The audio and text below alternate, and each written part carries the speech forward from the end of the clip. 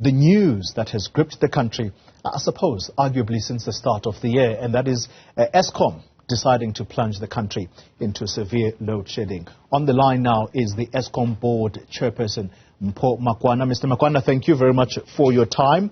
Watched the media briefing that the utility had yesterday with interest, and the word that keeps coming up, sir, is transparency as to what exactly is going on at Eskom, particularly around its power stations.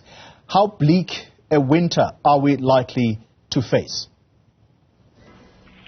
Colin, good morning to you and the listeners at Newzroom Afrika. I think that the question of how dark the winter might be is a question that we invariably would, all as South Africans, reflect on every time as we approach winter. But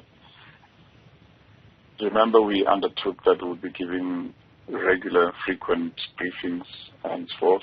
Mm-hmm. That comprehensive briefing will follow in the weeks that come.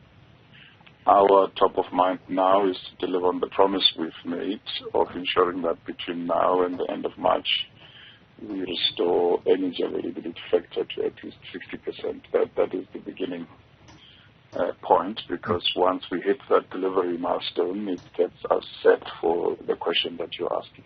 Yeah, I'll tell you why I'm asking this question, Mr. Makwana, and I'll try and be brief about it.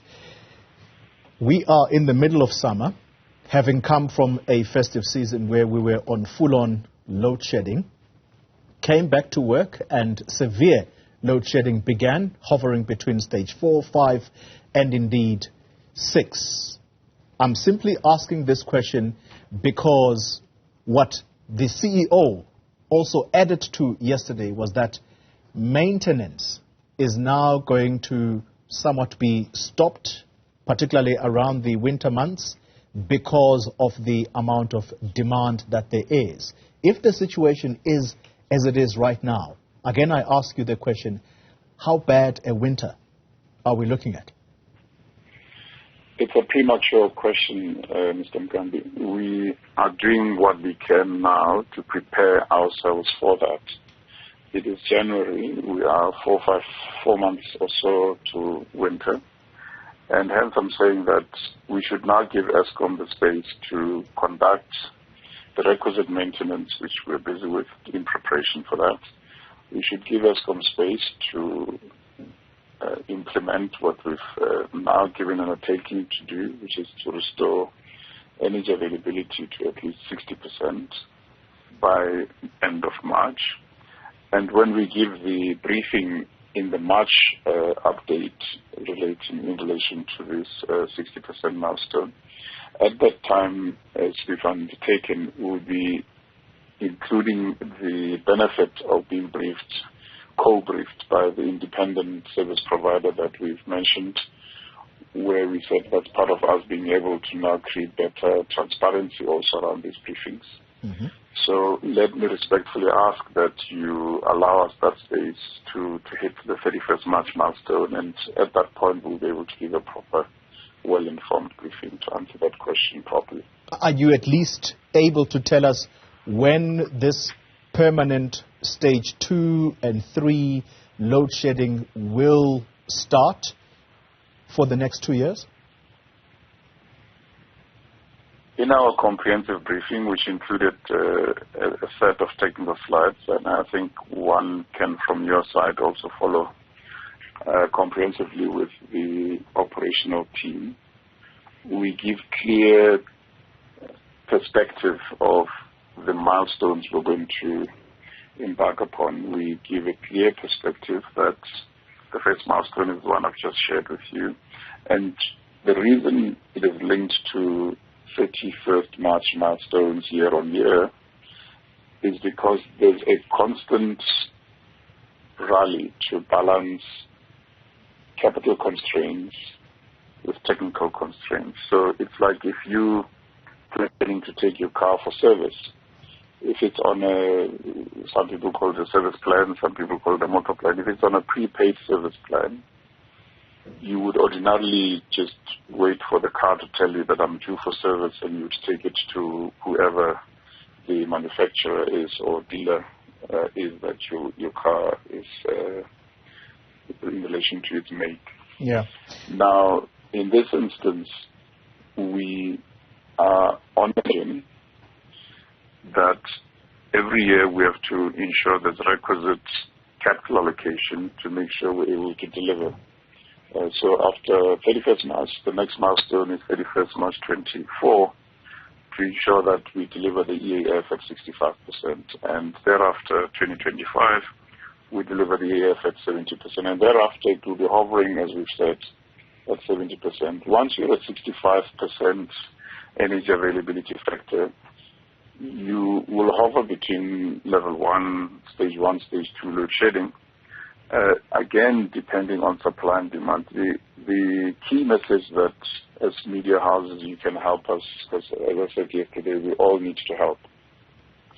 You can help us by also at some point on your show reflecting on this very important thing about energy.